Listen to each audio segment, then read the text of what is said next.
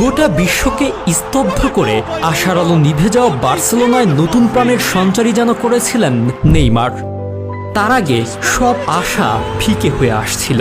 Camp ন্যুর আকাশে ক্রমেই চিন্তার কালো মেঘ ঘনিয়ে আসছিল। লাখো বার্সা ফ্যানদের কপালে তখন পড়ছে চিন্তার ভাত। তবে আশা দেখাচ্ছিলেন নেইমার। ছেলেটা গোটা ম্যাচে যেভাবে একাই পিএসজির কালঘাম ছুটিয়ে দিচ্ছিল, তাতে একটা অলৌকিক কিছুর প্রত্যাশাই করছিল বার্সা ফ্যানরা।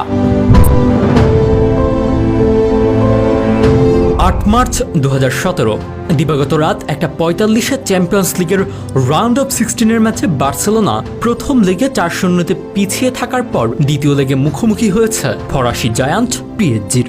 ক্যাম্প নু সেদিন একাই শাসন করেছিলেন Brazilian poster boy Neymar. Thiago Silva, মার্কুনহুইসদের ঘাম ছুটিয়ে দিচ্ছিলেন একের পর এক ড্রিবলিং করে। ফাইনাল থার্ডে বল